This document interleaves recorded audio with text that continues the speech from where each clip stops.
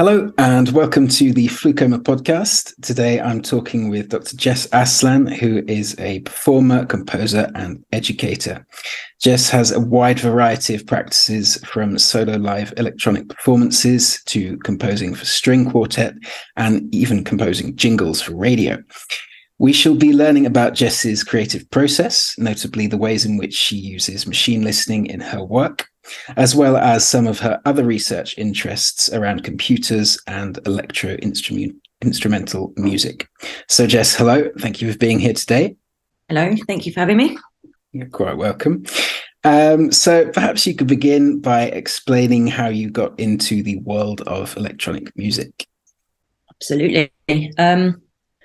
I guess to get to electronic music, it was always there as weirdly, as I look back, kind of like a backdrop to my life. There was some form of interacting with technology in some way, but it not really being like a prescribed thing that I was doing from a really young age in my music. But it was always like, if there was technology there, I feel like I was exploring it in quite an experimental way.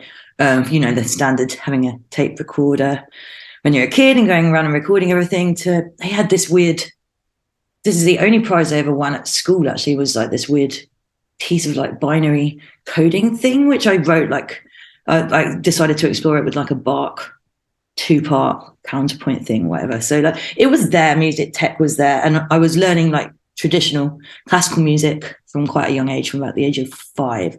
So it was standard piano, violin, grades, that sort of thing. Which I found quite difficult. I felt like that trajectory didn't really suit my musicality. I was much more enjoyed playing by ear, again, quite a standard story. So yeah, dabbled with music technology all the way up, and then started studying science at university and sort of put down the music for a while. And then that went pretty catastrophically and really wasn't suited to my brain. So I decided to go back and study music with a view to maybe going to university and maybe pursuing it a bit more with rigorous academic studies, which I did. And then I luckily got into Goldsmiths and was able to study music on a more sort of rigorous academic way. So it was still classical music and quite strict in terms of the performance, but as the course sort of evolved, I was able to access the studio more, and then basically got obsessed. The second I got access to the studio, I never left it. Very much into sort of so acousmatic music, things like that. So, but it was very much studio compositional based. It wasn't really melding the electronic with the sort of acoustic performance yet. That didn't come until much later. So yeah, did a lot of things in the studio, and then went on to continue studying in Edinburgh, which is where I found performance live in a much more sort of organic way. And that's really where my journey's been since then, working with Max. So I was really introduced to Max properly in Edinburgh, and sort of was involving that in a lot of my different music making things, and yeah, collaboration, particularly sort of Max allowing me to sort of integrate myself into different music making groups, things like that.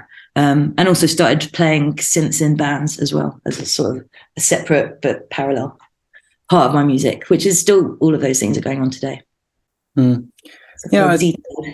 yeah. No, I get the feeling that Edinburgh is a place that kind of a lot of people that playing with these kinds of things have emerged from that place. I know Lauren Sarah Hayes, who was on the FluCoMa project. She came from Edinburgh, and Owen Green as well. He was a member of the project. Yeah, it seemed like it was quite a centre for that kind of thing. So you state that a lot of your work lies in collaboration. Mm-hmm. So I wonder if maybe you could break down the term and describe the role it plays in your work, and perhaps more generally how you approach working with other people. Sure. Yeah, you got me thinking when you sent that question over. I was like, how am I going to articulate this? I've written a paper on it, but I looked back on the paper, of course. So yeah, collaboration, I guess. I think it's just working to context and working to, what things present themselves to you and what people present themselves to you in a space, and how you join together in order to sort of exploit the tools that you have as a shared partnership or group, in order to explore the tech that you're working with and explore, the performance opportunities that you might be working with, or the more long form development opportunities, and really assessing how everybody in the group can contribute kind of in an equal way, and have their voices heard, but also have the flavor of everybody's work. But it also being like this other thing that wouldn't necessarily exist without the group of you or the two of you working together. So I feel like I have a pretty, and I guess that would be a standard approach to collaboration, which is democratic. So equal voices. And yeah, the paper that we wrote on breaking boundaries, this is with Emma Lloyd, who is an amazing violinist that I've been working with for about 10 years now. We studied together at Edinburgh too. We were really lucky to sort of develop our practice together. So she was studying like violin techniques, experimental performance techniques, very interested in coming at electronics from kind of a fresh set of ears. And I was obviously going with my electronic practice, had worked with some people that played acoustic instruments before, but not a huge amount. So together we were sort of growing our practice collaboratively. And we were both quite aware of having come from, kind of the classical world where you might have like dictation of musically what you would expect the other one to do, whether you were like adopting certain roles, particularly that of composer performer. We really wanted to avoid that happening. So we sort of used interactive technology as a way for us to communicate without sort of those hierarchical roles in place. We weren't just having like school-based interpretation, or me working with Emma and just being like, well, I would like you to play this and this. She refers to it as box of tricks, or she was quoting someone else was saying that. So we were very aware of, quite often, if you see a collaboration between electronics and an acoustic instrument of some sort, then a lot of the early meetings might be perceived as the acoustic instrumentalist like having like a box of tricks and like, oh, what can you do and how might I pluck that and use that, and that then becomes my composition. We didn't want to work like that. It didn't really excite either of us very much, and so we were quite careful in how we developed our process, which very much became iterative in terms of we would gig a lot of the material and develop material just through gigs, and then go away, practice again, develop more material, having listened to the previous material, and then eventually that's how we wrote our album. So we recorded a lot of the live sessions that we did, and then we sort of like sat and listened and in collaboration created a score of how we wanted the album to be, and then recorded that. So I feel like we built that very much into our practice, the collaborative, active collaboration, I guess. Yeah. No, it's interesting to hear you sort of place collaboration into this a kind of long-term process. I think Artemi Maria Giotti, who was on the podcast last time, was talked about it in a similar way, sort of placing it and it developing over time. It's not just this static kind of relationship that happens once, but it's something that gets put into a timeline and a space and into interaction with tech and things like that. And it's really something that develops. Yeah, absolutely. Well, we were lucky. I don't think a lot of it boils down to that. If you only have the money, for instance, to do one rehearsal for one performance, then of course you're going to limit the ability of that collaboration. Or if people are all over the place and only able to communicate, in person a certain amount of time, that's going to limit it. And I think we were quite lucky to be, in the same office for 4 years. So we really had like a sustained development, which I think then helped us grow separately in how we would approach collaboration in future as well. So it was an important musical relationship. Yeah. Well, we'll get back to some of your work with Emma. So I'd love to hear more about that. Perhaps for another term that you also associate with your practice is with some of your practice is algorithmic composition. Sure. So you've written that you view the concept of the algorithm as referring to the employment of some sort of process or function, which in the case of algorithmic composition results in sound. So I wonder if you could talk more about your conception and practical approach to algorithmic composition and its relation to machine listening, machine learning in your work. Sure, absolutely. I think the most relevant work I could now think back to in terms of like really approaching it as an algorithmic composition would be some string quartets that I completed for my PhD. And I decided that I would like to explore a piece of software. It was called Slippery Chicken from my PhD supervisor, is called Michael Edwards. He's now based in Germany. Can't remember exactly where. But he'd written this like piece of algorithmic composition software that was quite bespoke, quite very much sort of built on sort of the Lisp processing computer coding language, and kind of bespoke in a way that it was built around his process of composition initially, but then he developed it beyond that in order for it to be accessible for people to sort of try and put their own sort of compositional voice into it. So I was really interested in pursuing some research with this piece of software, particularly interested in sort of working with its algorithms. So it was very much like you would write the code and then it would generate, in this case, it would generate a score for interpretation. So I was very interested in like working with the algorithms to discover sort of how the software worked on the inside. So practical exploration of the software. So like setting up a set of conditions. So in my case, it was I wanted a 3-part piece for string quartet, and I wanted to explore certain like mathematical paradigms, things like L systems, in order to sort of explore the particular flavor that the code had. So I'm really interested in the non-neutrality of code that someone's written in it, how those biases can sound and how we can break those biases. So I felt that working with quite a strict set of algorithmic conditions allows the sort of code itself to articulate and make itself sound. And then I'm sort of interested in how can I sound like myself, my voice through that code. So how can I make it sing in the way that I'd like to make it sing?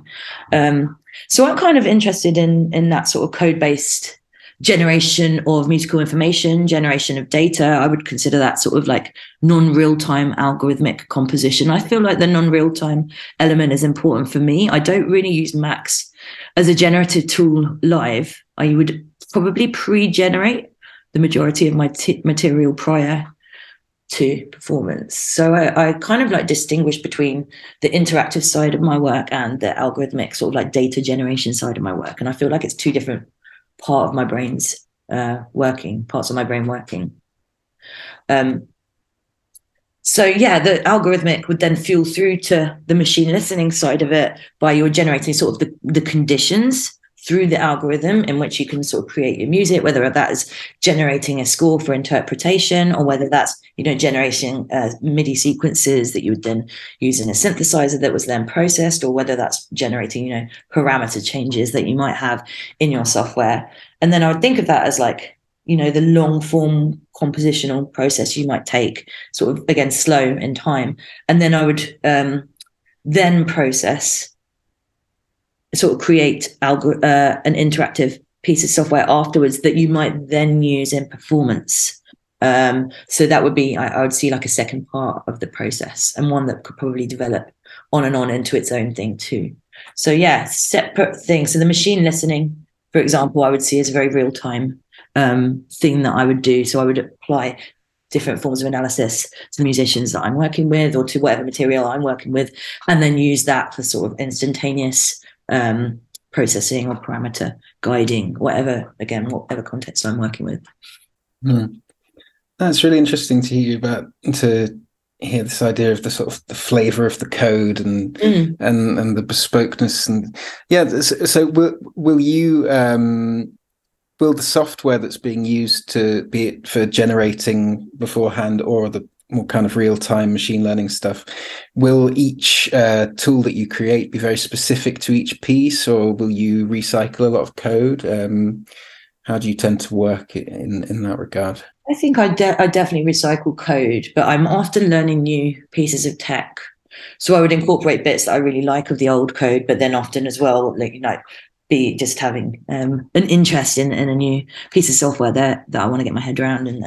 And so obviously then that will sort of change the trajectory of the sound itself. So yeah, I'm not ever sort of turning my back on old pieces of software that I'm using, I'm just constantly adding, I guess. I don't normally just work in one piece of software, for sure. Yeah.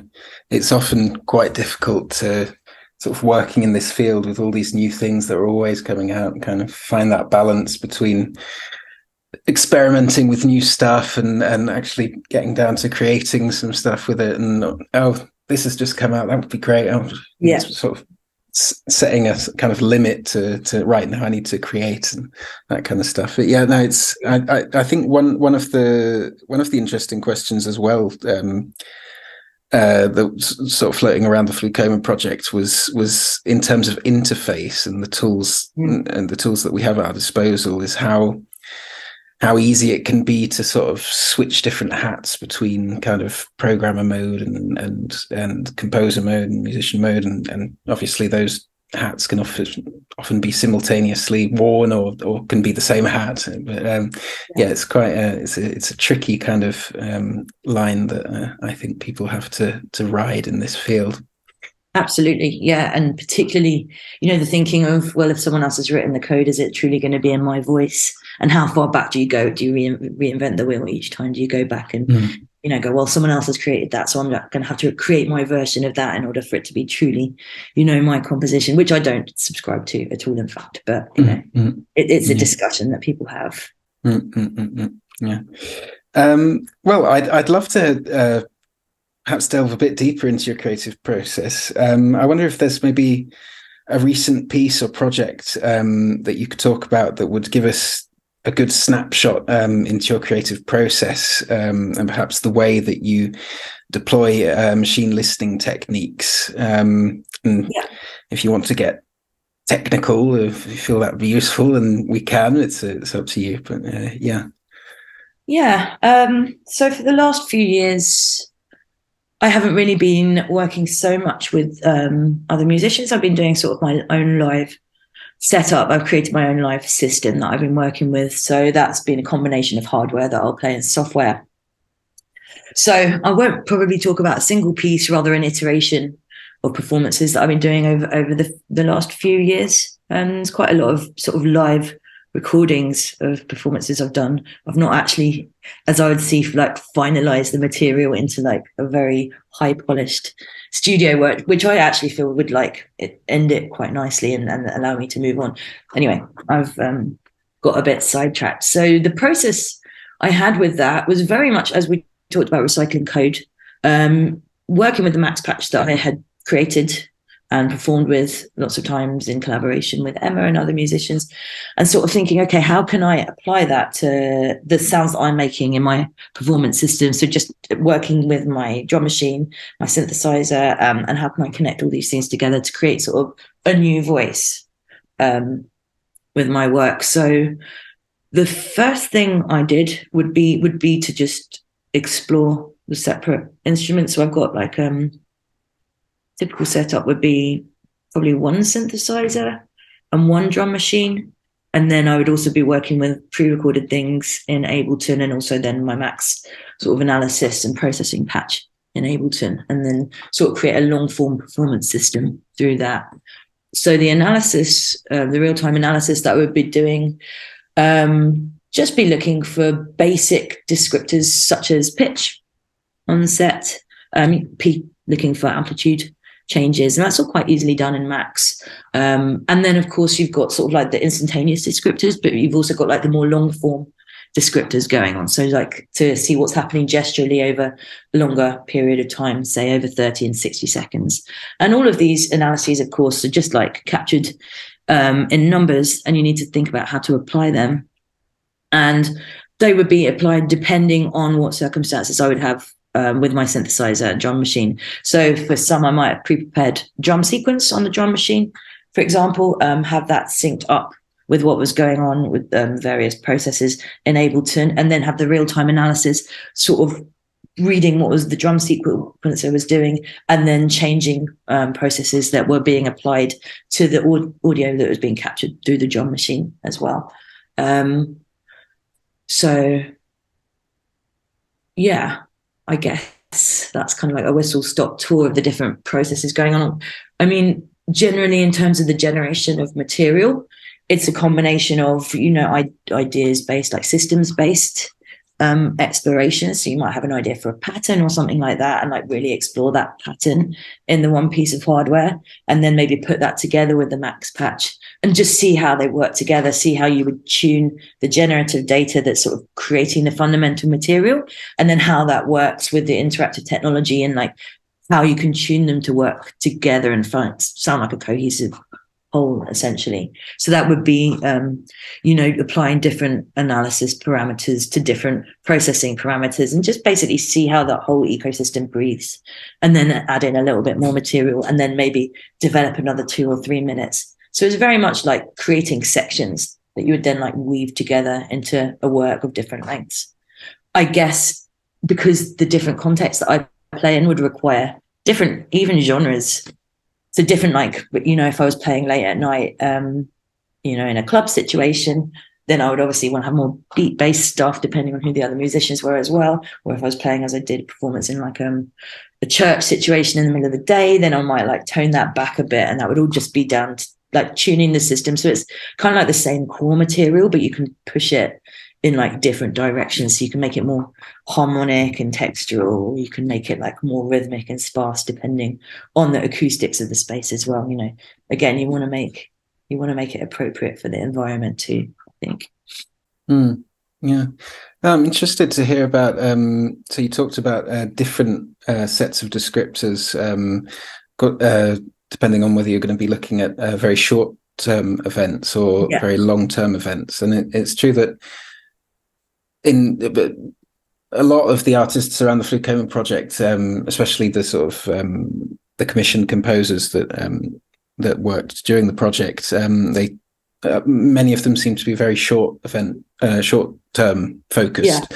And I'm really interested to hear the kind of configurations you use to approach trying to conceive of a longer stretch of sound. What kind of tools do you use to sort of give yourself an idea, and what kind of things are you looking for to gain a picture of a longer musical event? Yeah, I think it all comes down, really, to me anyway, in the research that I did on how brains are sort of like breaking down and perceiving the connections that are being created by this analysis, right? So the ideal is we're doing the musical analysis and then we're applying a process, but really it's not for the technique's sake. It's because we want to know what's going on in the sound, and we want to have an appropriate process that's going to glue the whole thing together and allow it to become a real-time, whole piece. So with that in mind, I was very interested in looking at what the brain was doing when it was perceiving, breaking down the different elements of the sound. I read this really interesting chapter about sort of like the hierarchical structure of the breakdown of how we perceive different elements of music, and how we like the strength of those relationships is by Bregman. I can't remember what it's. Auditory Scene Analysis is the book. Super interesting book. I'm not sure quite. I mean, it was written quite a while ago, and I'm not sure what developments there have happened in the psychology of listening since then. But I sort of like used that as a template to work with. So very much he was talking about pitch connection that we might be conditioned to hear quite a lot. So actually, if you have a strong pitch connection between the input sound that's analyzed and then any sort of like output sound that you might want to connect to it or processing, that's something that's going to allow our brains to sort of glue that together and hear it as one thing. The instantaneous thing is interesting because another one is synchronization, right? Onsets. When things happen, if things happen at the same time, then your brain is going to be trying to put them together. They happen at the same time. So those two things can be quite like easy hacks to use, right? If you just do those two things, you're pretty much going to have something that's like a perceptible whole. But then, of course, if we think about the way we listen to music and the way we've been the music that we've been surrounded with, depending on where we are, how that's arranged and how that evolves over time, then you can make sort of like more active decisions on your longer form processes based on the things that have happened previously as well. So for example, if you've got like a trend of a certain like chord progression, then that's something you might want to enhance a certain, in harmony, enhance a certain set of intervals or something like that. Or if you feel like there's a strong rhythmic presence of something, an onset pattern that's recurring, then that might be something that you might want to play with rhythmically Textural things are another very rich sort of tapestry that you can see, like textures like opening up and closing up over time, and that might be, you know, some sort of filter cutoff that you would like connect to that in order to sort of like respond to that textural change that's happening over a longer form. So I think, yeah, just looking for like recurring patterns or patterns that can be like quite simply digested and then worked with either in response with or in support of, you know, in sort of a musical way. No, it's really fascinating. It's I'm working on a project at the moment where we're sort of looking at an analysis of different types of multimedia and data, and sort of the dynamics between close reading and distant reading, and sort of, yeah, no, it's really, really interesting to hear you talk about that. Yeah. It's handy to have like metaphors and things to hang on to as well, like even you know, the spectromorphology landscape, for example, to be able to just hang on to those forms of arrangement, and then you might not, you know, use them all the time, but it's just a nice departure point to think about things in like a different way to just like pure sonic events, which can be quite difficult to make progress with. Yeah, that's great. I'd love to hear more also about your approach to instrument design. You talked about sort of connecting things together and connecting different pieces of technology together. So going back to that article you mentioned with Emma Lloyd, so it was Breaking Boundaries of Role and Hierarchy in Collaborative Music Making. You explained that building and extending your instrument affected the hybridity of your sound and contributed to a development of your musical language. So perhaps you could talk more about that work, but also specifically the role that instrument design plays in your work, perhaps also in terms of interface and the interfaces that you make available to yourself when you're performing, and how that kind of sways in on your creative process. Yeah, definitely. So in general, in instrument design, I wouldn't be building like a gestural instrument that was like its own, you know, thing that someone would pick up the physical instrument and be able to play it, and then there would be sound. So I'm not really approaching the instrument from that perspective. I kind of think I've talked about my different approaches to instrument design quite a lot in the previous questions. It's sort of a similar approach and a similar tool as well. So I would approach it with sound being the primary form of interface, and the way that we work with understanding a musician's sound would be like at the very core. You know, machine listening would be in the core of how the instrument behaves. So that's really the point of control. That's the point of interface. That control that the musician has, depending on who's, you know, playing into the microphone or feeding that audio, that is the control. So that is the instrument. So nothing is happening without sound happening or lack of sound happening. It's all like built around that.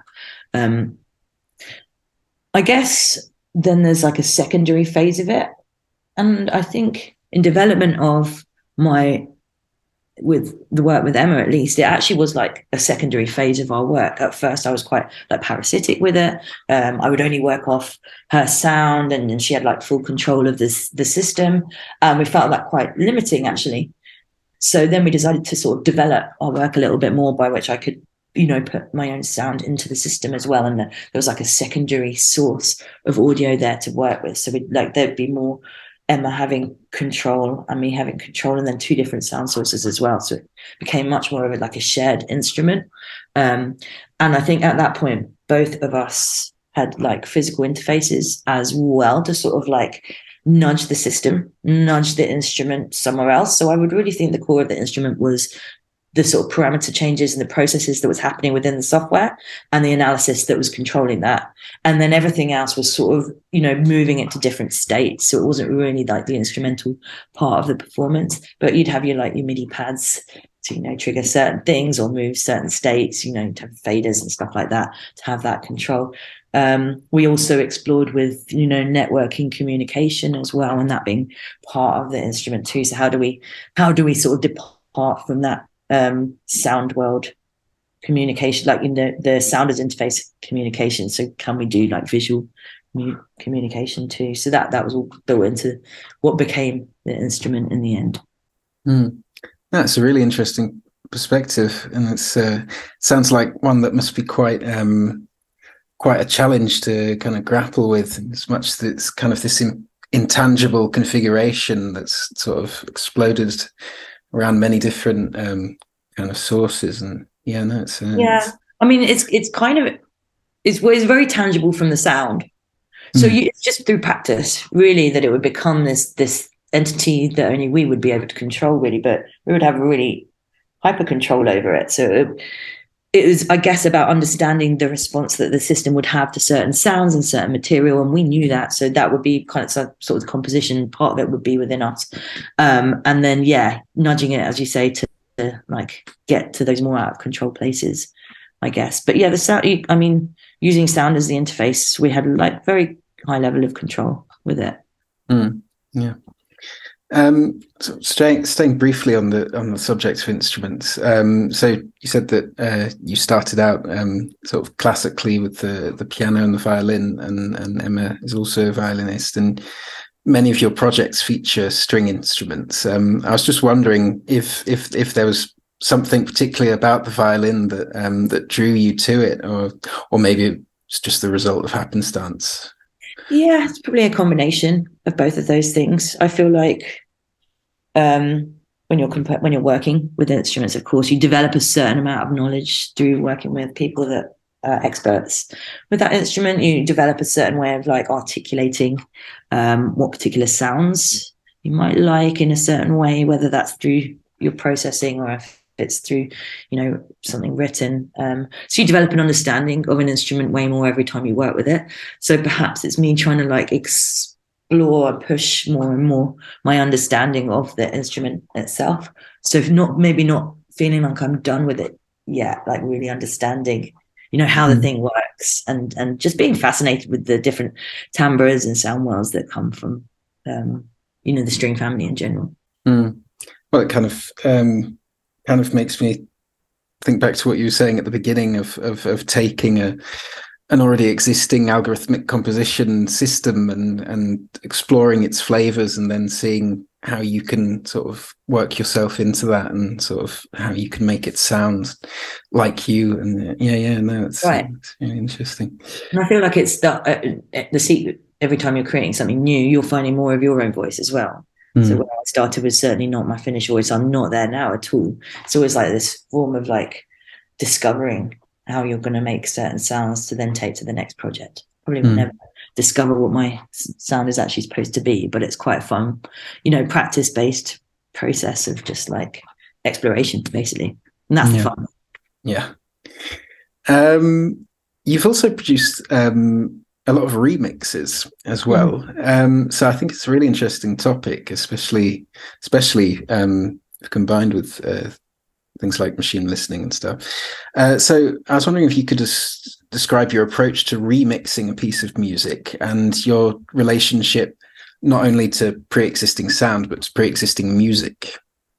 Sure. Yeah. So there's a couple of different ways. It depends, again, on the circumstance. So it depends whether I'm doing like a live gig. So I think one of the things I've got on there is like a result of sort of me working towards a live performance and being in a completely different context and working with being on a lineup with different musicians and thinking, right, how am I going to approach this? I want to do something new, and just thinking, well, actually, there's a really great lineup here. They've got some really great tracks that I would really like to interweave into my system, basically, and work with and just see what happens with my patch that I've got. So you just either take like vocal stems or just like little snapshots, or just do your own sort of improvisations around their ideas, and then how you can like weave together these three completely discrete artists into like one piece that's got like a singular identity, I guess. So it was using my system of analysis with Max again, and I've got like a sampling granulation processor that I sort of like bring out whenever I'm like in a panic and have got to put together a set quite quickly. It's just like finding the identifiable features that I could then remix to create like this one unified track over a certain period of time that would suit the circumstance, so suit the venue, but also like sound as like a unified thing.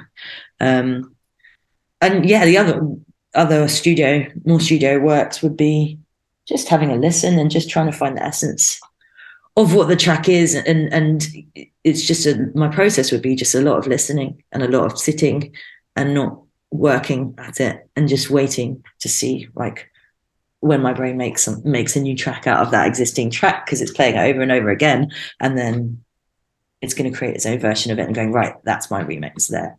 So just letting your subconscious do a lot of the work would be the way I think about working with other people's material.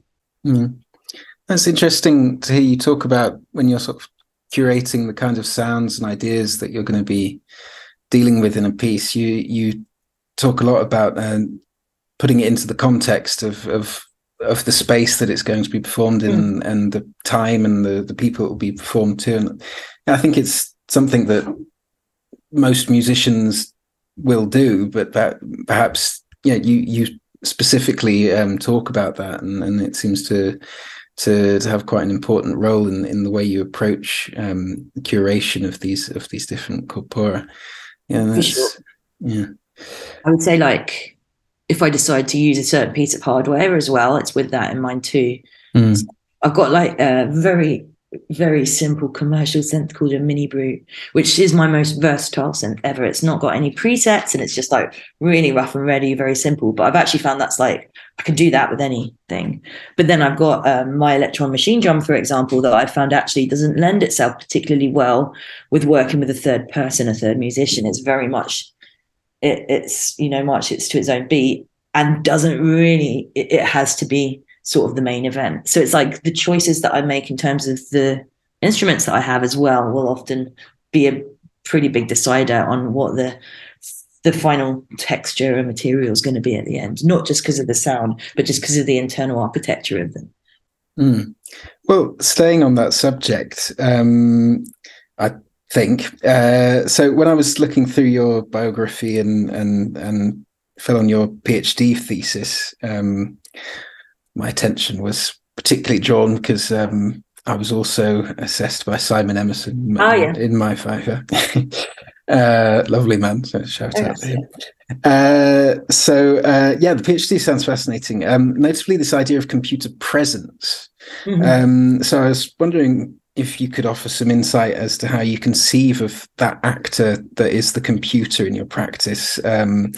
What's the nature of the agency and parts, and how you consider your relationship with this hardware. So you talked just now about how you will specifically choose a piece of hardware depending on the venue and the context of the performance. But this idea of computer presence is something that I'd love to hear more about. Yeah, I think when you mentioned interface before, I think that's kind of, because I had to think about that when I got your message. The fundamental of it is, the different behaviors of the different pieces of software that are being used and I think of it as assemblages of software that I'm using. I'm not just using one thing. I'm stringing together lots of different things. And I feel like the computer present is like the friction in the way that they talk to each other. So I feel like that's like the gap which I'm filling, because, you could do a bit of sound analysis on its own, but like, what's it going to do then? What's going to happen then? Or I can generate some data from another piece of software, but it's me that's making that decision to like put it into the next piece of software. So I think as like singular things operating on their own, you can't feel too much computer presence, like it kind of like, well, as we dream of like a frictionless software experience, right? But when we've got them assembled together and they're doing different things and we're having them talk to each other, I feel like that's where we're quite aware of the fact that it's numbers, and that we need to sort of like get those things to communicate to each other. So I think the presence is like the experience of working, in that space of a variety of different algorithms and how we're choosing to join the dots. So their presence is only really become apparent when you've got that friction of them, working or not working together. That's kind of, I feel it's quite a physical experience, I guess, when you're coding. But I guess that's how best I can articulate it. Yeah.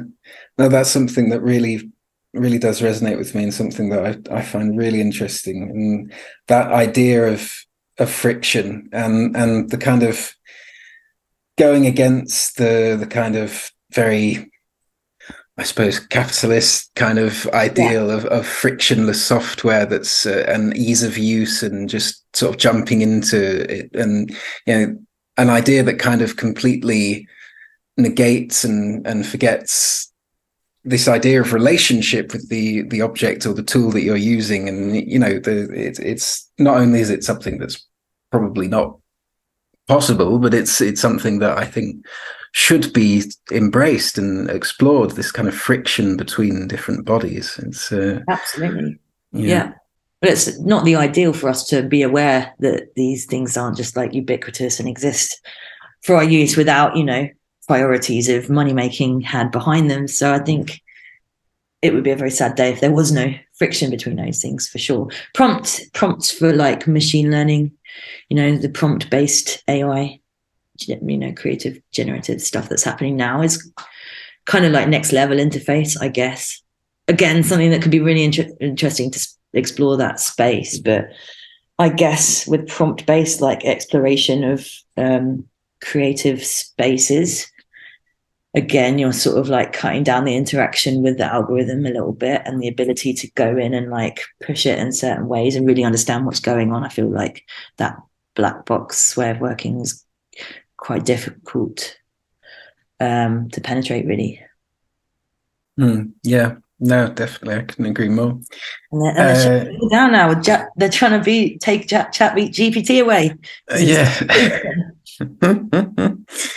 Yes, no, but it's a really interesting topic, and one that I've seen approached in many different ways with different artists around the FluCoMa project, and it's definitely something that I've come to has really interests me as a researcher, and I think it's really interesting. We were talking just before the chat, so obviously you're not only a performer and musician, you're also a researcher and teacher.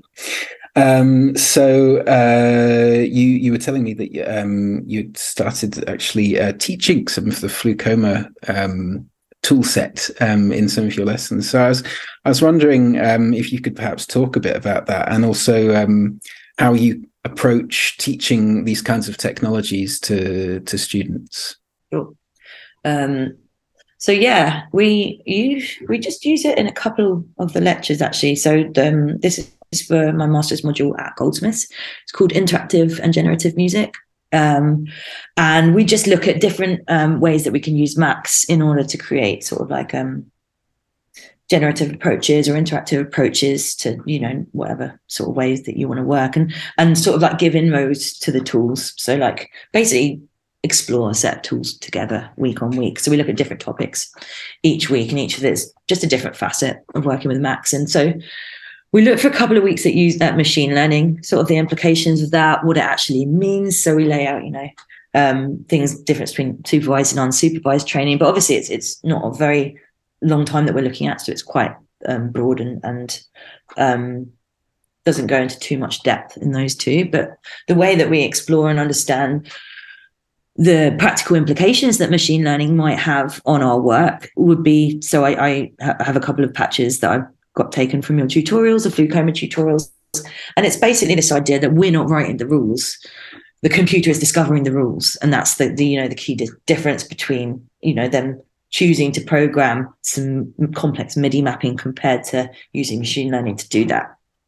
And I find having the tools like FluCoMa really accessible because you can quite easily demonstrate that, and it just sums up in a million different ways in just in quite a tidy unit what the difference is between the machine learning things for itself versus you having to painstakingly code every decision the computer is making. So it's really good at looking at the paradigm shift between sort of like just rule-based coding versus the data sort of, being the thing that defines the patterns eventually.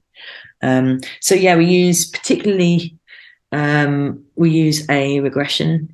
Someone did a really nice tutorial on a regression algorithm that I can't remember who it was, but it's on your site anyway. So we use that specifically in order to sort of like understand what a regression algorithm is and how that might be actually something that we could work with quite easily in our systems. And by curiosity, is that are these students already quite well versed in the kind of technological field, or?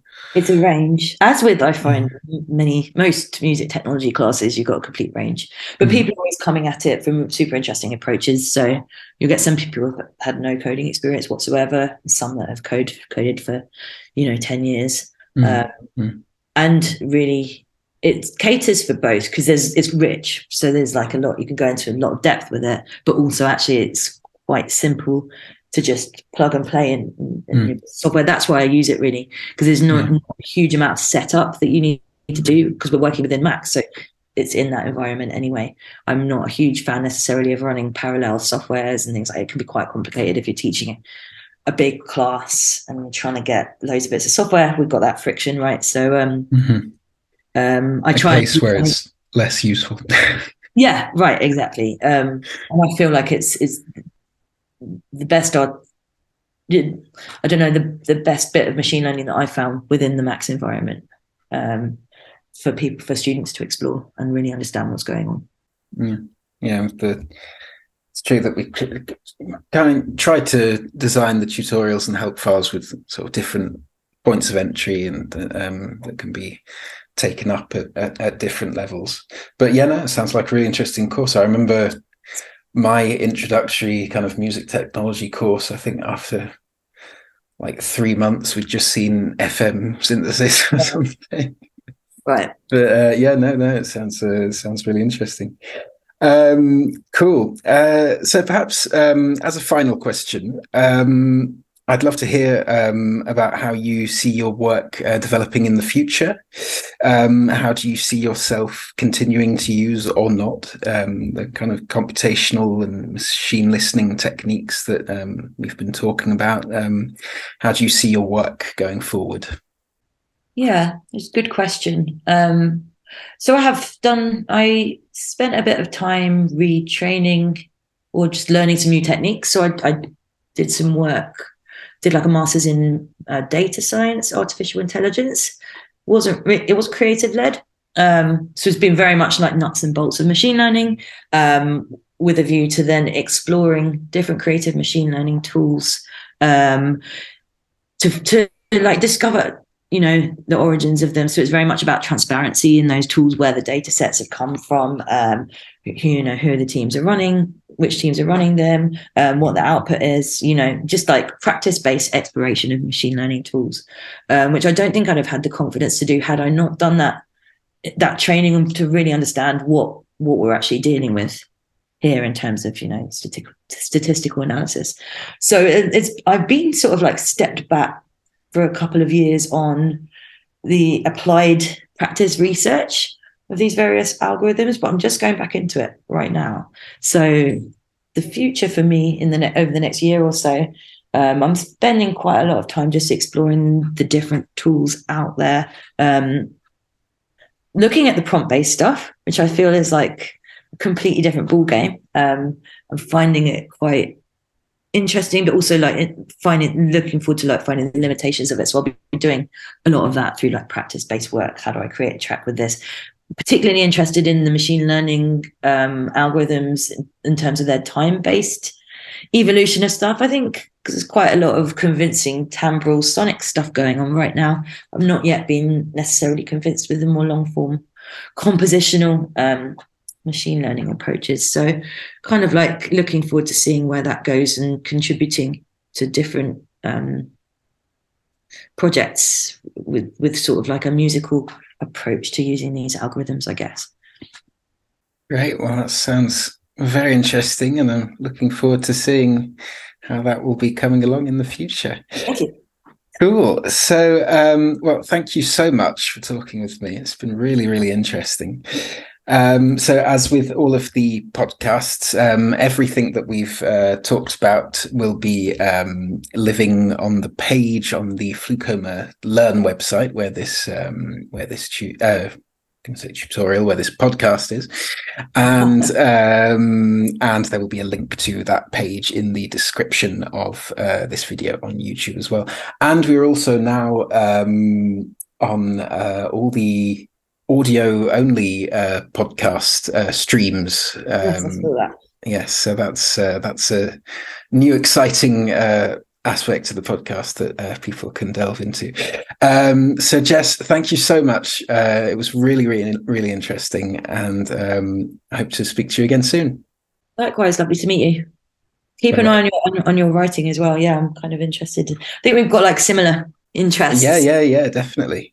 Yeah. What's going on in tech and how we can explore it. Yeah, definitely. Cool. Thank you so much. Thanks a lot. Right. Bye.